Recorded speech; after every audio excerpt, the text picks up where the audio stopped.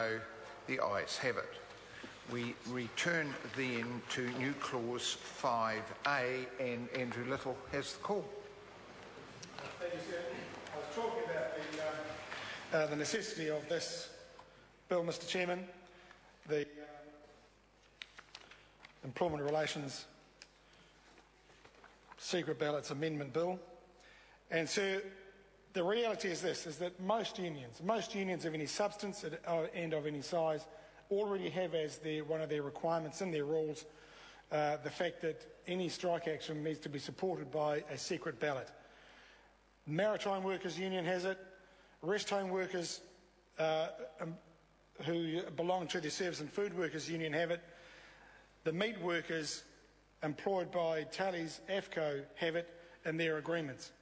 Most of those meat workers, of course, are being locked out. Some are taking strike action. And they take strike action as a result of a secret ballot. The proposal to have the clause that requires the union's rules to provide for a secret ballot is the most sensible way forward. We don't want to get into the Incorporated Societies Act, or at least this Parliament, dictating to societies and organisations incorporated under the Incorporated Societies Act being told what to do. This Parliament could not do that. We have hundreds of thousands of interest groups and societies. Don't let this be a precedent and a start for this Parliament deciding how private organisations, collective organisations of individuals, how they should run themselves and conduct themselves. That is a matter for them. That is what, and for trade unions who've been in this business for well over 100 years, that is the way they have conducted themselves. And so the bill as originally drafted is unnecessary. Unions and their members are who belong voluntarily to these organisations are quite capable of deciding their rules themselves. Let it be a requirement for registration as a union that their rules are proper and appropriate and fit for purpose, and that may well include having the need to have a ballot to take strike action.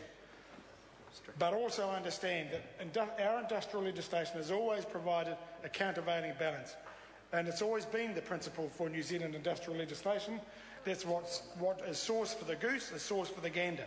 Absolutely. And so that if it is a requirement that workers are required to conduct a ballot, a secret ballot, then so too for when they take a strike, so too for the employer when they take the egregious action of locking workers out, depriving them of their income against their will, so too the employer should be bound by some obligations of procedural fairness as well, and that is provided for as well in Labor's proposals. So, sir, this bill is unnecessary. We continue to see it as unnecessary. Unions are quite happily getting on with what limited rights they have these days anyway. That will change, of course, on the change of government. And workers will be free once again to do and express their views and act appropriately and properly in the workplace as they once did. But in the meantime, this will add nothing. And it's not as if either this member who is promoting this bill or the party he comes from, it's not as if there aren't some bigger issues to deal with in this day and age. And it's not just about getting married so we can take trips to Uganda either. It is really serious stuff, important things that we need to be doing. And trying to interfere with voluntary trade unions simply is not going to lift productivity.